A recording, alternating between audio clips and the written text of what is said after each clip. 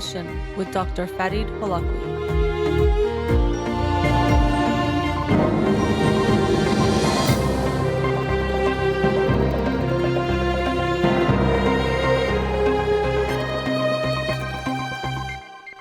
Good evening. Welcome to In Session. I'm your host, Dr. Farid Holakouee, and I'll be with you for the next hour here on Radio Hamra.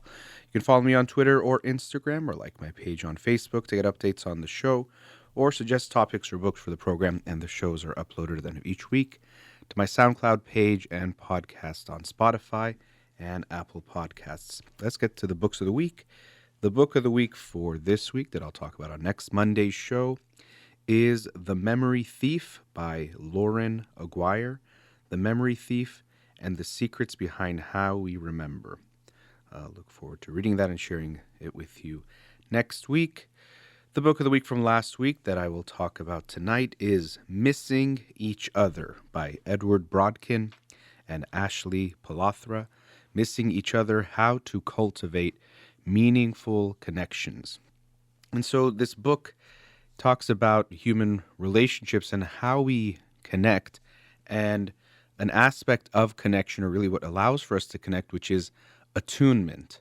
And so it's related to that word tuning in, but when we are attuned with each other, that means that two people in interaction, it could be more, but if we focus on two people in interaction, they are both connected to themselves and the other person, and they create this natural dance that can flow between each other. That's when attunement is working well. And when interaction is going well, we feel that state of flow. It feels natural. And so they break down what this looks like, what this means to be attuned with one another. And as they point out early in the book, when you think about it, we very often don't attune with one another, have these meaningful interactions. In today's day, it's very cliche to talk about things like being distracted by phones and devices and having things going on, but it really is true that how often, if you think about it yourself, do you sit down and have a conversation with someone where you are face-to-face looking at each other without any distractions for a long period of time, or even more than a few minutes?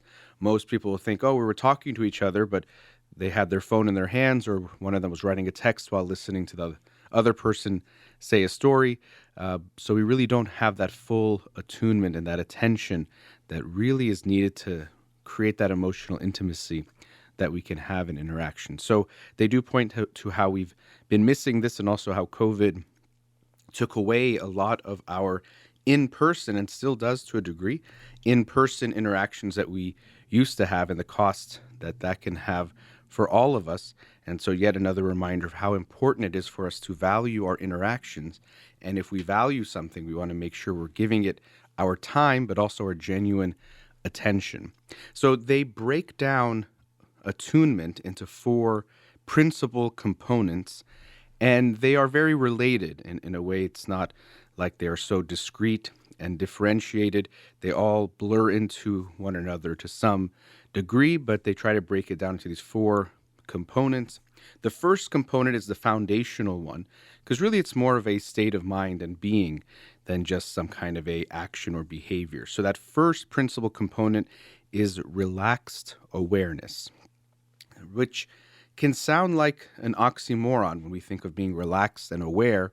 Sometimes they seem like different things. Or another way they phrase it is calm alertness, which also can seem like an oxymoron. If we're calm, we don't think of that as being very alert. And that's because it is this balanced state. When we're talking about relaxed awareness, the way they describe it in the book, it's a straight state where you're feeling calm enough so that you can keep your own feelings and emotions at bay, or at least be aware of them, but not be overwhelmed by them. And you're also aware of the other person. There is a focus or space for you to take in the other person. So as they discuss, it's definitely related to, not the same thing, but related to mindfulness, where you are aware, you are taking things in, you are in the moment. And of course, that's going to be very important if you're going to have attunement, if you're going to be tuned into one another. You have to have that mindfulness to take in what's going on in the interaction, both from the other person and also within, which is another balancing act that we have to do. I keep using this word attunement. It might be unfamiliar to many. It's not commonly used, so much so that I was typing it to tell someone what the book was about, and it was underlined in red, meaning that I was misspelling a word. So we can see that it's not a word we are commonly using or is commonly accepted, and maybe commonly not part of our relationships, but something we want to cultivate more and more. So this relaxed awareness state is very important, critical, and they consider it foundational to having attunement. So again, it's awareness both internally and externally. So I'm feeling my own feelings. I'm aware of what I might be feeling, what I'm going through coming into this conversation or interaction. So if I'm tired, I can take that into account. If I'm stressed, I can take that into account. If I'm in a good mood, whatever it might be, coming into the conversation, I'm going to have some state of being that I'm experiencing at that time. And it's important for me to be aware of that. And then also to be aware of the feelings I have physically, emotionally, as the interaction continues. So I can feel, I'm getting a little bit sad, or I'm feeling upset, or that made me laugh, or something about that reminded me of something else. So I'm aware of what I'm going through, which allows me to experience empathy for the other person. And of course, I'm aware of what the other person is experiencing. So this state of relaxed awareness is critical and really necessary to create a emotionally attuned type of a interaction. So that's the first component. The second one is listening. And so of course we have to listen to the other person if we're going to create a emotionally connected communication, conversation, interaction. But here they explain they don't just mean listening as in hearing the other person, and not just even, sometimes we think of, well, there's hearing and listening is deeper, yes, but they're actually saying taking in the whole person. So it includes all the senses essentially. So you're seeing them, hearing them, picking up on small facial cues or tics or experiences that they show through their communication, their language, the words they're choosing, tone of voice, body posture. All these types of things go into the listening component. So I'm really looking at the other person. Again, if I'm in this relaxed, aware state, I can be calm, but I'm attentive and paying attention to the other one. So listening is very, of course, necessary to having this type of attunement and connection with your partner. The third one is understanding. And so this is taking the listening, and you're in this relaxed aware state, and now trying to use some thinking, but it's thinking and feelings together to try to understand the person and the individual, what they're expressing, what they're experiencing, and what you're also experiencing as well. So here we can also include, as they do, empathy, and they describe emotional empathy and cognitive empathy. So in an emotional empathy, I'm feeling your feelings. So you tell me a sad story, and it actually makes me a little sad, which allows for me to understand what you might be feeling and experiencing, and also to show a feeling of connectedness with you. And then there's cognitive empathy, which is being able to think about it in a more cognitive thinking level, what the other person is experiencing. And they are not one and the same. And some people can be better or more comfortable with one or the other. And it can be helpful to have both in order to really get a sense of understanding the other person, what they're expressing, what they're experiencing, and to connect with that. And so empathy is an interesting topic that gets a lot of attention, and sometimes people just say we need more empathy, and I think there's a lot of truth to that. It can be important to look at it a little bit more deeply to understand what we go through. So when someone tells you something, you will likely feel something based on what they are expressing. So if someone expresses something heartbreaking, you will likely feel something sad within you that will help you connect that they are probably sad. Now, the hard part of this goes back to when I was talking about the awareness of yourself. It's not just about in the moment, but knowing yourself actually will help you be more aware in the moment, in the sense that, well, let's say someone shares that I lost my grandmother last year. So if someone now tells me about losing their grandmother, it feels differently than it did before she had passed last year.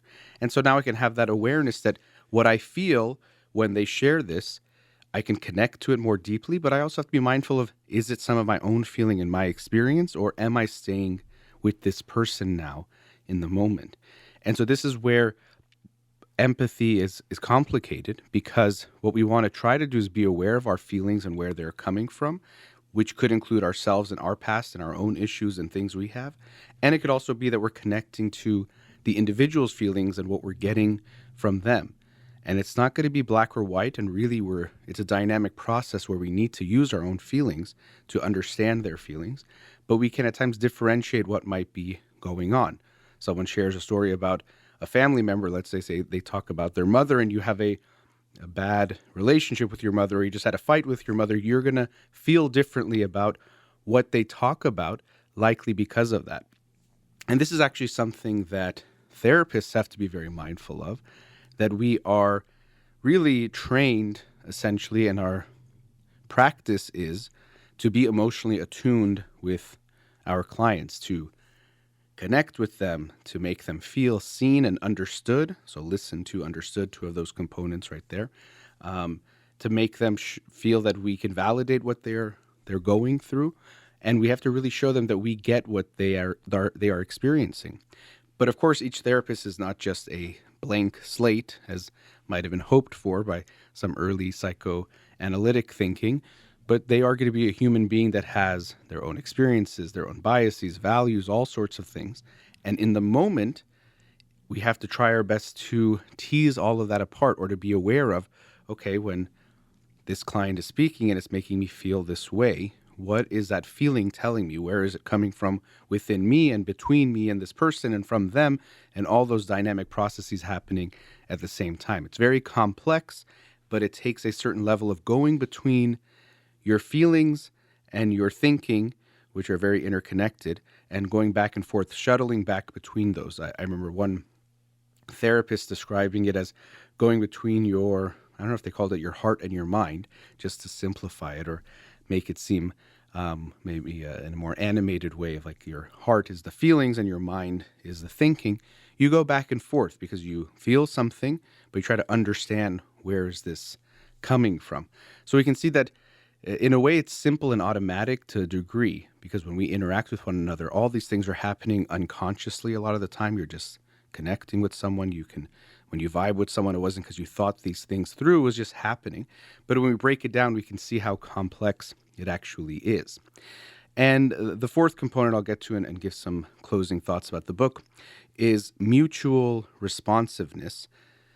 And so the first state or principle is relaxed awareness, which is the state of being. Mutual responsiveness is in a way how things play out, but it means that also we have to be in the moment with the person as things change. We follow each other. When you think of, for example, people who play jazz, improvisational jazz together, they don't know exactly where the person is going, but you'll see sometimes it feels like they do. They're so attuned with one another that they can go with one another to make sure they follow each other when things are happening and what's about to happen. But sometimes you're going to get things wrong, and you have to be ready for that too. That at times it could happen where you think you know what the other person is thinking or feeling, and you'll be wrong. Even they talk about in the book that parents and their infants, they think, or they try to be attuned with their child, but they're often wrong, even sometimes up to 70% of the time, but it can be okay. Often what is valuable is repairing the rifts as they come up. These little things that come up, you repair them, you actually can make the relationship and the interaction stronger. But you have to be aware of when they're happening and to respond to them, not react to them. Respond to them in a way that continues the flow, that doesn't change the connection in some way or react in a way that's either angry or defensive, and try to move forward from there. Easier said than done when you're in an interaction, but when you see people in a mutually responsive, as they describe it, interaction, there's this sense of ebb and flow. We kind of are dancing together. Sometimes we'll miss a step, but even we'll turn that step into the next step that can work out and we can go forward okay. So we see that this understanding of attunement, when we break it down into these steps, which overlap, as I mentioned, can give us a better sense of what we are doing and trying to do, what can go right and what can go wrong in our interactions. And also in the book, they include exercises to try to help us with each of these four components that include things like meditation, also include Tai Chi, so these slow movements, but that include getting in touch with your body and your feelings and your sensations. And they also include an attunement quiz in the book, so you can see your overall ability or inability when it comes to attunement, but also each of the four components, which ones you might be stronger or weaker in. And the good news is, yes, like anything, we probably all have a starting point and some kind of ceiling, the best that we can do, but almost anyone can be better at attuning or practicing these different components to be more connected in our interactions. And even just a little bit more of this can be good. And like anything, the first step to making something better is even just the awareness of it. So we have to have a relaxed awareness about relaxed awareness and all the other components, but just this mindset that we want to be more emotionally attuned with our loved ones, with people we interact with, even it can be acquaintances that we respond in this way, can be really important. So I thought this book does a good job of talking about a topic that doesn't get discussed in enough detail. As I mentioned, attunement can be a new word for many people, including my phone. And I think it breaks it down in a way that makes it easy to understand and digest, and something that you can keep in mind. Again, just the awareness might make you paying attention to whoever it is you are talking to and interacting with. So that was Missing Each Other by Edward Brodkin and Ashley Palathra. We'll be right back.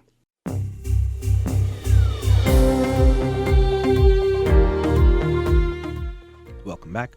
So in the first segment, talked about the book Missing Each Other by Edward Brodkin and Ashley Palathra about emotional attunement.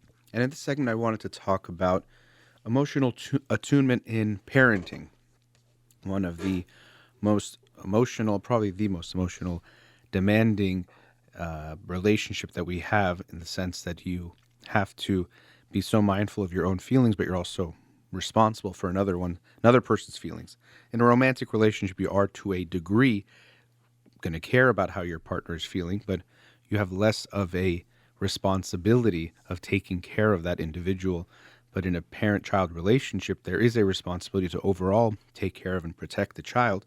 But we want to look at, what does that actually mean when we're talking about emotional attunement? So if we use these four principles that they've come up with here as a guiding posts or point of how to look at this interaction or these processes of parenting, we start with that first state of relaxed awareness. So this could be a tough one for parents to achieve, or especially if we think of all the time. You're not going to be in that state all the time, of course, just as a human being.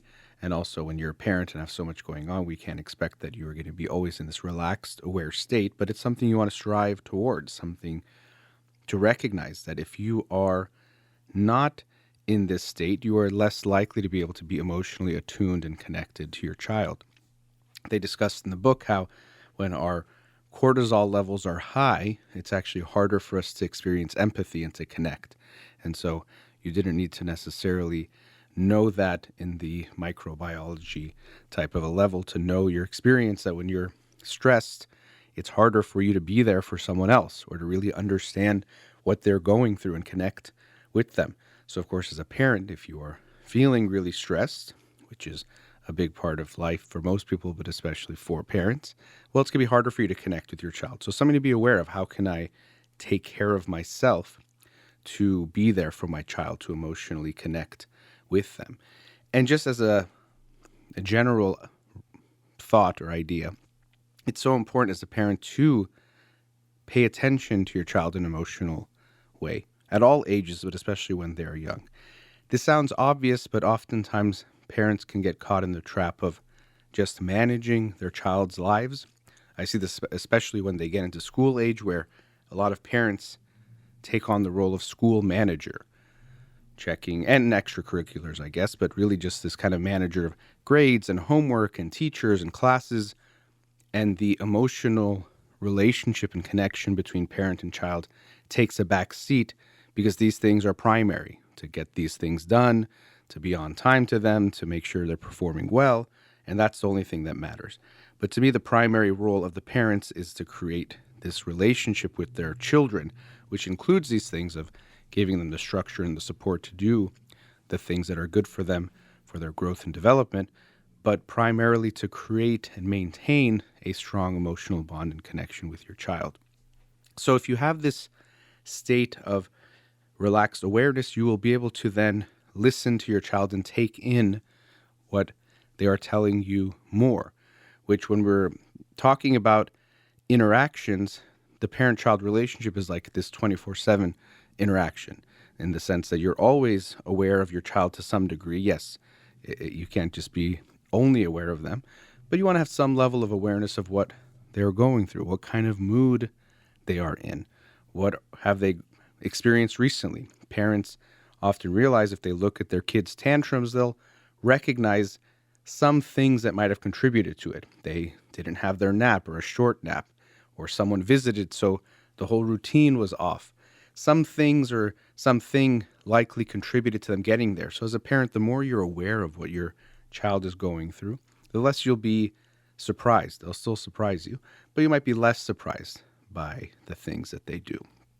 Now, one thing I really wanted to focus on in discussing this emotional attunement was also how you respond to your child's feelings.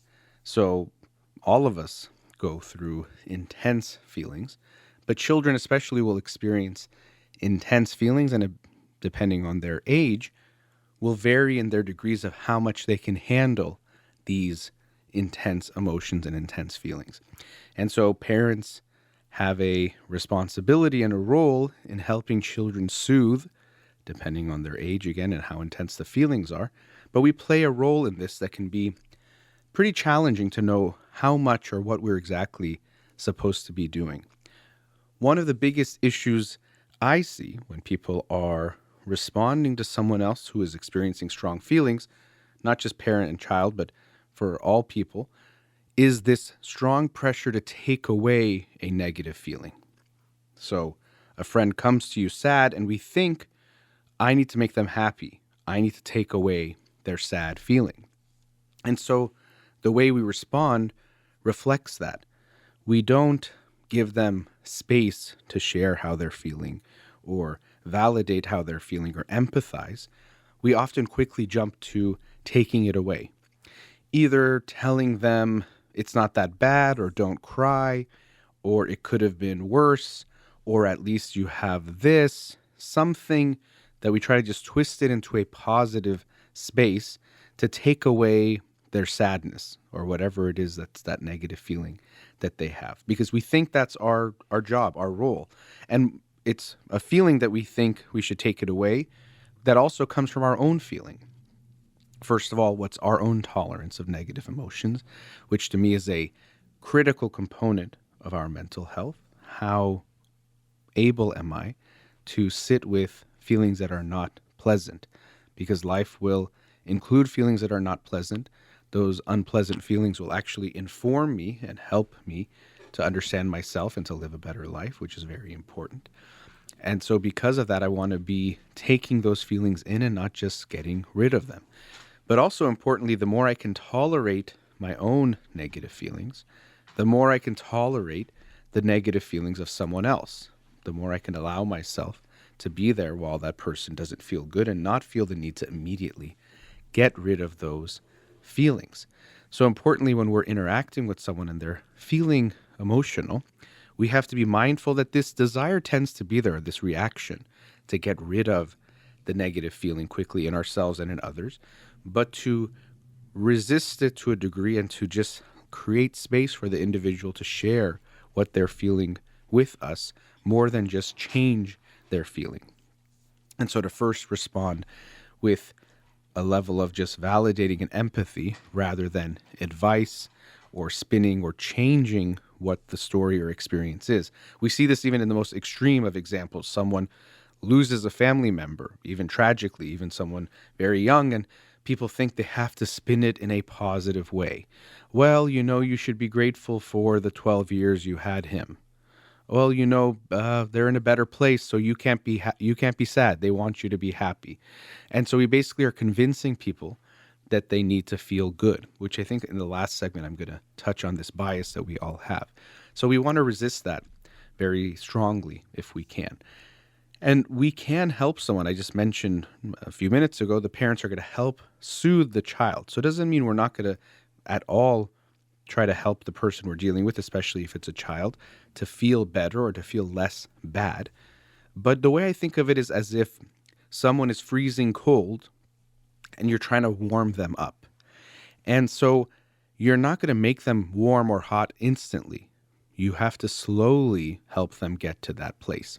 And another way we can think of this is if you're warm, by being close to you, you will slowly heat them up.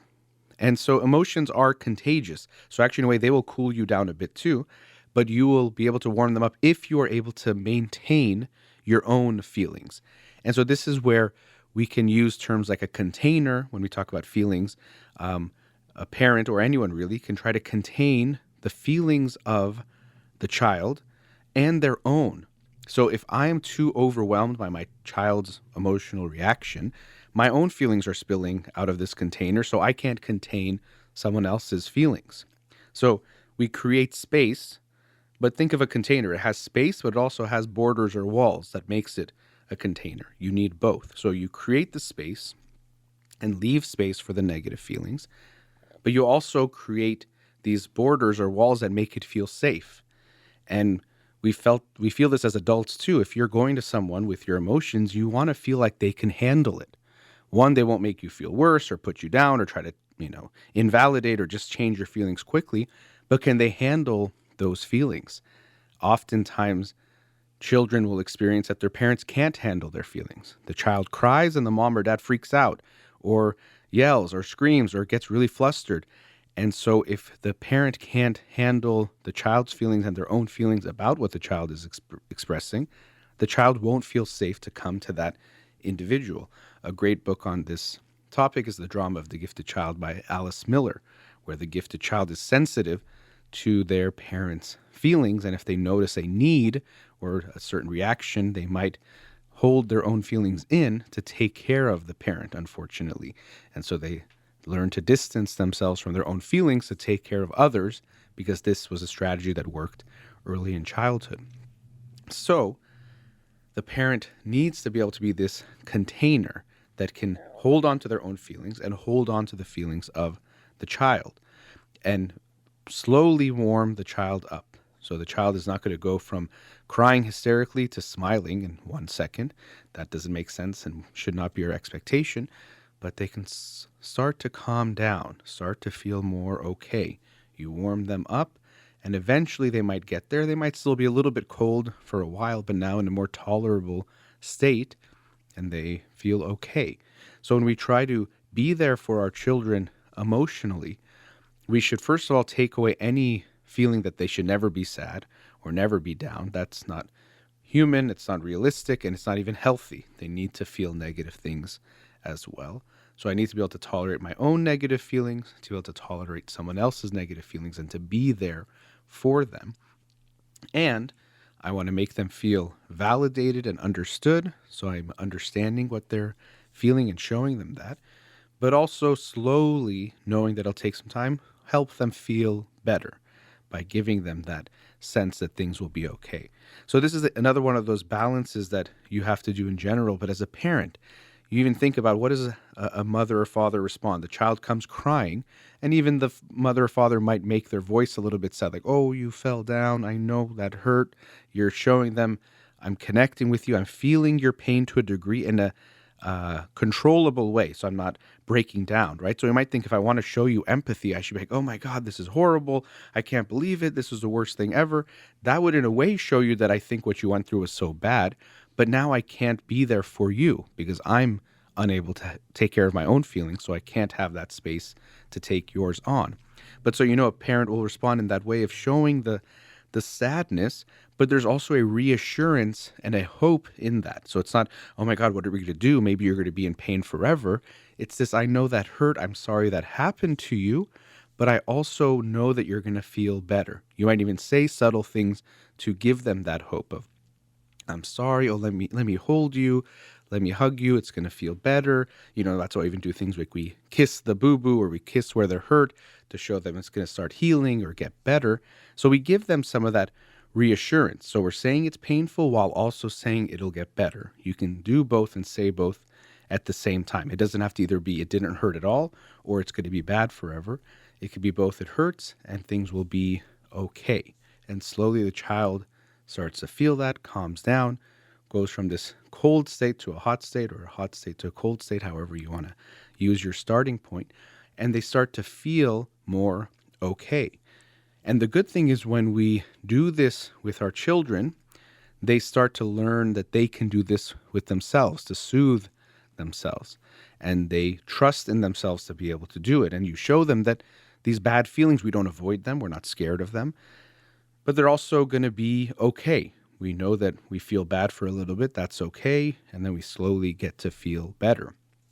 Now, of course, no matter how much you do this with your children, they still will need you at times emotionally to help them deal with it, not because they're weak or dependent, but because they're human. Because even as adults, we still need to lean on one another sometimes.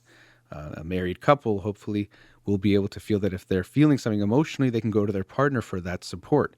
Sometimes one person needs to have that emotional container and support, and sometimes things will be the other way around. And this is actually what can get tough in life, is when you're both going through a stressful time, either together or separately. It can be hard for either of you to be there for one another. And sometimes times like this happen. So life is dynamic. Life is unpredictable. Life is not clean. It's very messy. And so at times you will feel like you might not really be able to be there for each other. That can happen. Hopefully you can be patient enough to withstand that, get support from others. But obviously we can't expect our partners to just be in this perfect, relaxed awareness state all the time. That's why we go to therapy, where you can go talk to someone at least an hour or so a week, where they will be in that state, if they're making sure they're taking care of themselves, to be there for you and give you that attunement that you need in that way. But hopefully you'll get it from others as well in different forms. And hopefully whatever time it might be that you won't be able to be there for one another, you can come back to that. Sometimes I work with couples and try to get them to shift the mindset that we're not going through this hard time separately, we're going through it together. So hopefully we can support each other a bit. It might not be a lot that we can support because we're both going through something or going through the same thing together, but we can have a mindset of we're going through this hard time together rather than let's be against each other. Let's go through it together rather than separately. But coming back to the parents, it's a very challenging thing of balancing all of these things, of your own feelings, their feelings. I didn't even get into how you want to be aware of your own past. A great book by Daniel Siegel and another author I'm blanking on, Parenting from the Inside Out, talks about understanding your own stuff from your past, because inevitably it's going to interfere consciously, unconsciously with how you experience your own children. So when we talk about relaxed awareness, there's various levels of knowing that, and then also understanding ourselves in the communication. But just wanted to share some thoughts there on parenting and attunement and emotional attunement, which applies really to anyone we're being attuned with, but specifically in the parent-child relationship. All right, let's go to our last commercial break. We'll be right back. Welcome back. So I've been talking about emotional attunement based on this book, Missing Each Other, by Edward Brodkin and Ashley Pilartha. And so in this last segment, I wanted to talk about a bias that we all have, or really it's in a way it's hard to call it a bias, but it is that it creates a cognitive bias, but it's a bias that all biological beings have, understandably, which is that we like positive feelings, the ones that feel good, and we dislike negative feelings, the ones that don't feel good. And essentially we can even say this is why we have feelings, is that the good feelings makes us go towards those things that are that make us feel good and go away from the things that make us feel bad in almost a reaction type of a way. So it makes sense that we would prefer the good ones and dislike the ones that don't feel good. They don't feel good, and it makes sense to have some of that bias in us.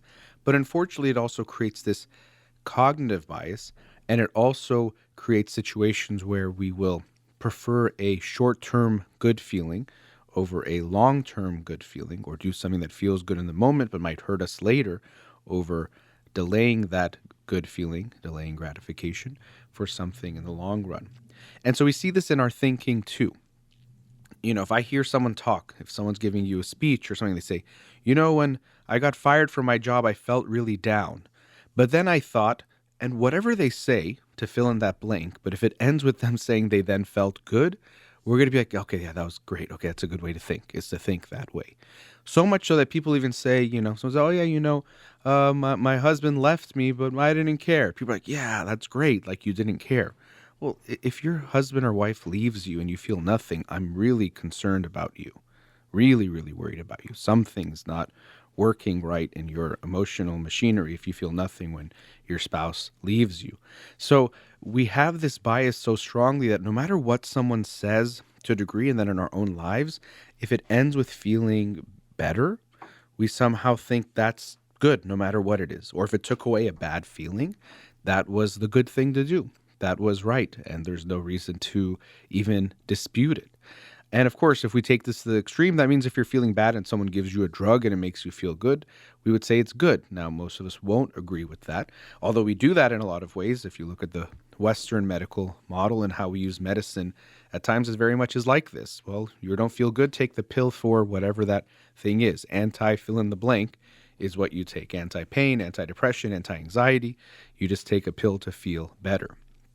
And of course, we don't want to just have suffering go unchecked or not be attended to, but we are going to miss a lot when we get rid of the negative feelings, the ones that don't feel good. And so what is paradoxical in a way is that to live a good life, you have to embrace feeling bad. To live a happy life or a fulfilling life or a life you're content with, you have to embrace bad feelings and feeling bad.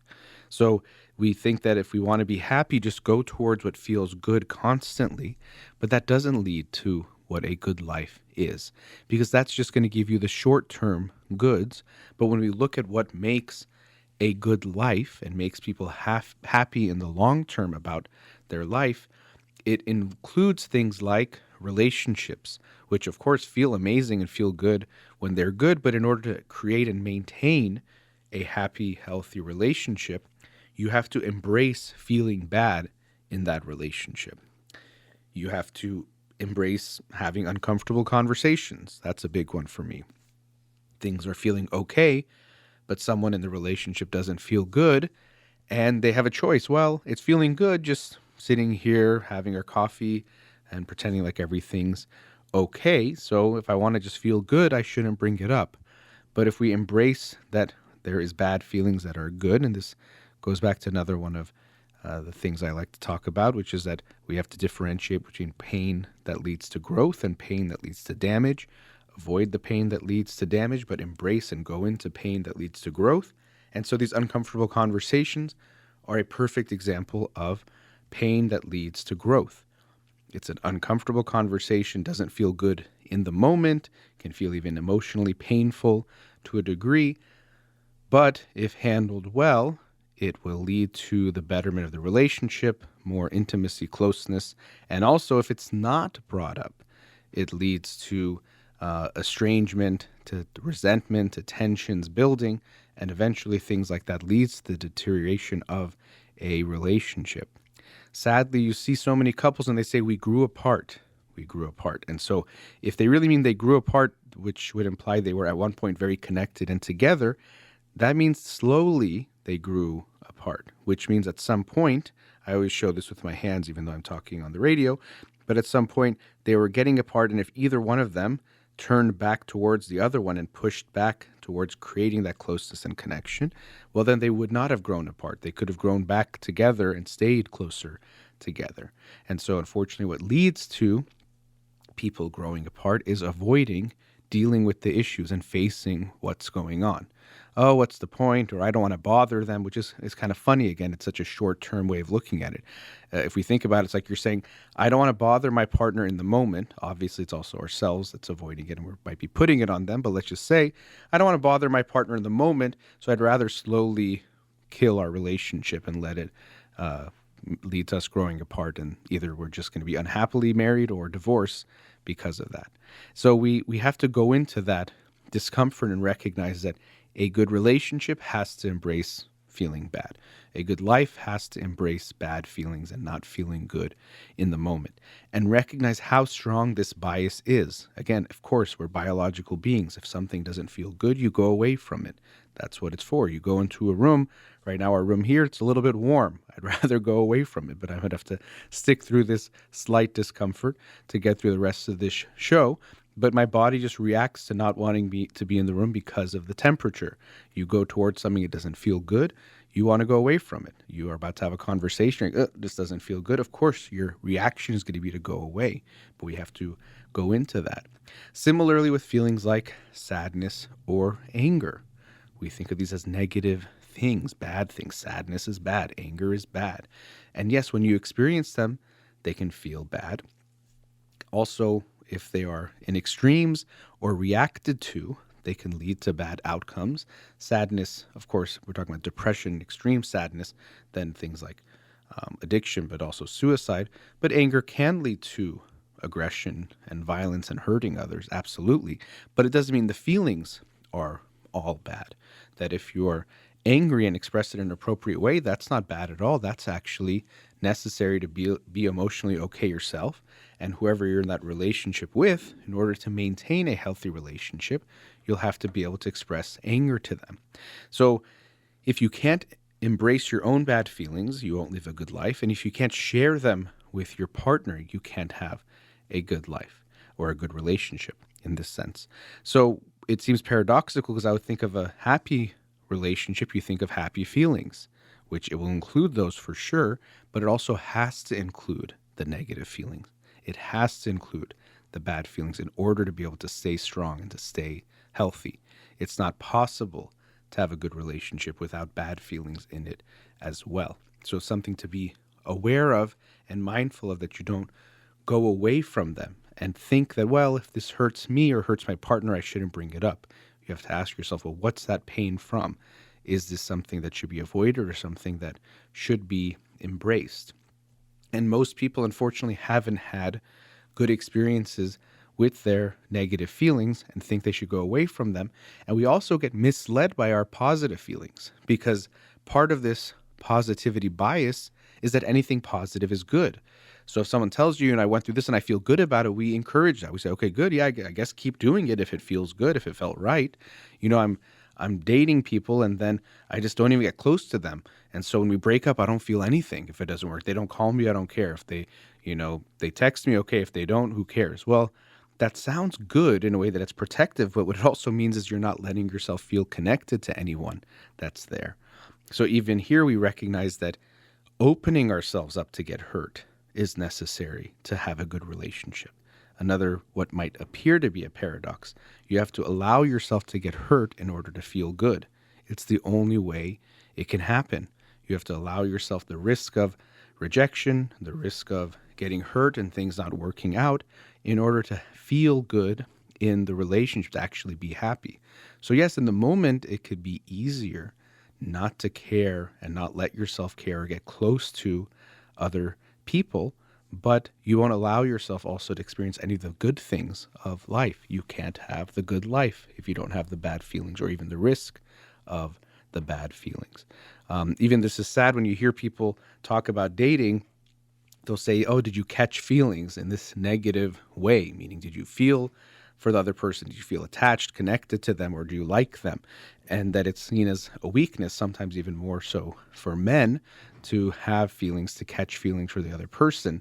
And so it's, I've seen memes like catch flights, not feelings, or whatever, which sounds funny and cute and catchy. I guess catch being the word there. But it means you're also not allowing yourself to get close. And there's this sense that, well, if I'm not feeling for people, not catching feelings, I'm stronger or I'm protected or that feels good. Yes, it feels good in the sense that you can't get hurt if you don't catch feelings, but you also can't feel good in the relationship if you don't catch feelings. So you're protecting yourself, but really you're preventing yourself, which is often the case. When we overprotect, we're really just preventing. So yes, you can't get hurt by anyone. Congratulations, but you'll never feel the most wonderful feeling we have as human beings, which is that close emotional connection that we get from our relationships. So going back to this idea that to live a good life, you have to embrace bad feelings. When we look at long-term studies of happiness and well-being, we see that the most important component that gives us that is our relationships. And it was broken down by one of the leads of a long-term study that it really comes down to love. That's it. That love that you feel in relationships is what predicts having a good life and feeling good about your life. So you can protect yourself from getting hurt in a relationship, but you'll prevent yourself from feeling love and loving and experiencing the most beautiful feelings that we can have as human beings. So you have to ask yourself, am I protecting or am I preventing? And oftentimes we are preventing. So we have to be mindful of this bias that all of us have to go towards the positive and away from the negative. It's good most of the times, but when it comes to longer term benefits that we were looking for, when it comes to living a good life and the more meaningful decisions we have to make, we have to stop and think about what it is we're going away from and what it might be that we are avoiding by going away from that. That our good feelings can actually lead us astray, and our tendency to go away from bad feelings might prevent us from going into the things that will lead to a good and better life. All right, that brings us to the end of tonight's show. As always, a big thank you to Amir here in the studio. You've been listening to In Session with Dr. Farid Holakouee. Have a wonderful night.